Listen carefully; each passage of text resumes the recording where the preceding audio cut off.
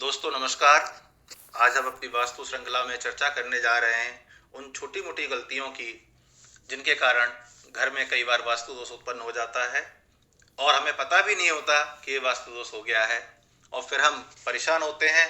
तो फिर वास्तु आचार्य और वास्तुवेद ज्योतिषाचार्यों के पास जाते हैं और उनसे पूछते हैं।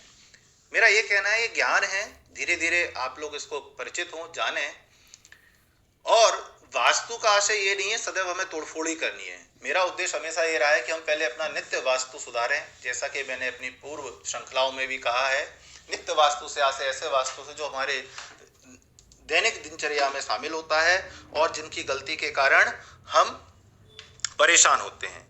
इस संदर्भ में आज 2-3 बातें बताऊंगा, ज़्यादा नहीं, क्योंकि ज़्यादा बातें होने पर हम भूल जाते हैं। तो 2-4 विचार हैं, आप समझिए इसको और देखिए कि कहीं हमने ऐसा तो नहीं किया है।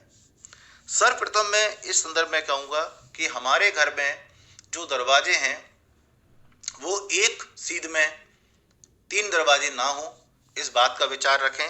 एक ही लाइन में, एक ही सीधी रेखा में यदि 3 दरवाजे हो रहे हैं तो आप ये मानकर चलिए कि कहीं ना कहीं सकारात्मक ऊर्जा वहाँ कम हो रही है, इसलिए वो वास्तु दोष उत्पन्न हो जाएगा और हमें परेशानी होगी। अब अगर हो गए हैं, बन गए हैं, तो क्या करें? तब आप उस दशा में ये करें कि एक दरवाजा जो कि आपकी सुविधा के अनुसार ऐसा हो जिसको हम बंद कर सकें, उसको पूर्णतः बंद कर दें और उस पर कोई पेपर या इस तरह का वो लगा दें जिससे वो ढक जाए। ठीक है, इस कारण से उस दरवाजे का दोष काफी हद तक कम हो जाएगा, प्रभाव कम हो जाएगा। दूसरा, आपके घर में कहीं बैठने की जो आपकी स्टडी टेबल है या आपका जो बेडरूम में बेड है वो ऐसी जगह तो नहीं है कि उसके ऊपर से कोई बीम निकल रहा हो।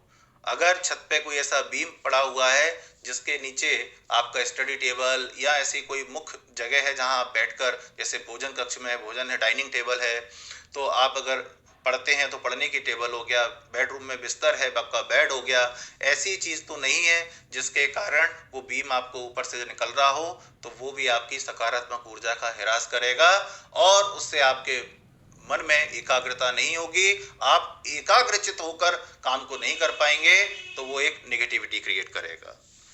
इसके साथ ही आप जैसे किचन में देखें, कई बार हम छोटे छोटे काम होते हैं, गलत कर जाते हैं।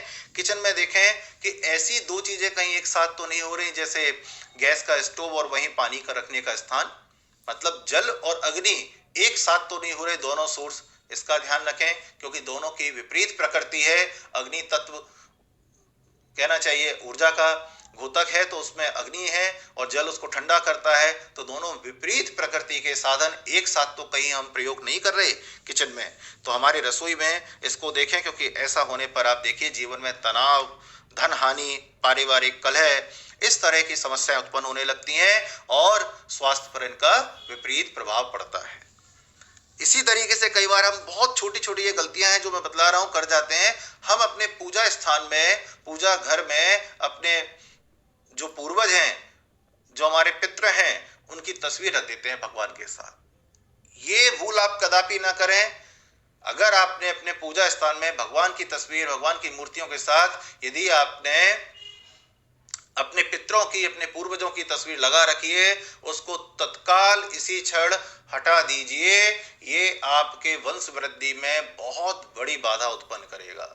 ये आपके परिवार में सुख शांति, भाई देखिए दोनों का स्वरूप अलग है। पितृ हमारे पितृलोक में गए, भगवान भगवान है।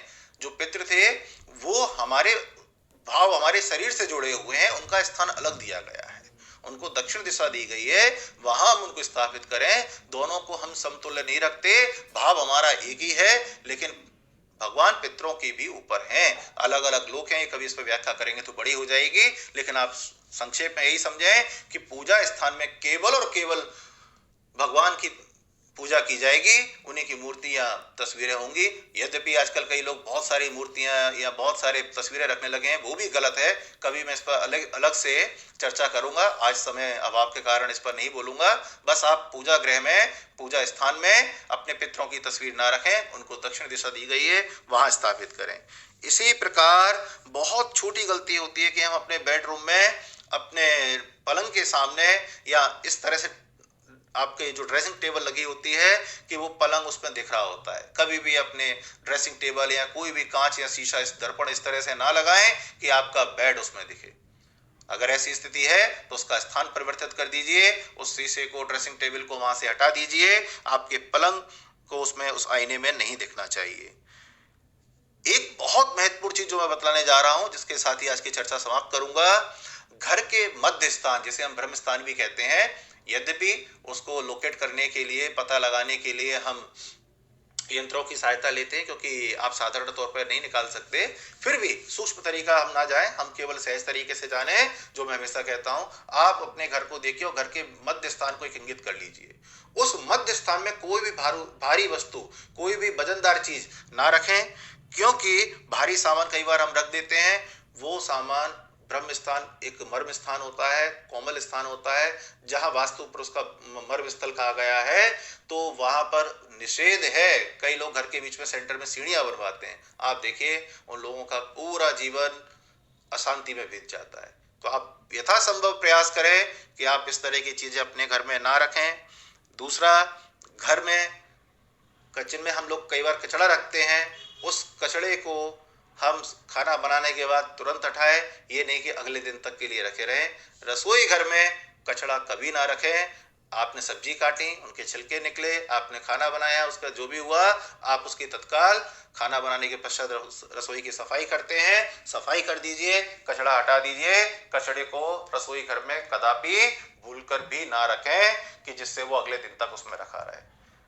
आशा करता हूं कि यदि आप लोग इन छोटे छोटे उपायों को, इन छोटी छोटी बातों को अपने जीवन में अपनाएंगे, आपका जीवन में काफी सकारात्मक परिवर्तन आएगा, ऊर्जामयी होगा। सकारात्मक ऊर्जा का प्रभाव होने से हमारा मन, हमारा चित्त प्रभावी होता है, प्रसन्नता आती है, घर में सुख शांति होती है। इसी के साथ आज की बात को हम विराम देते हैं।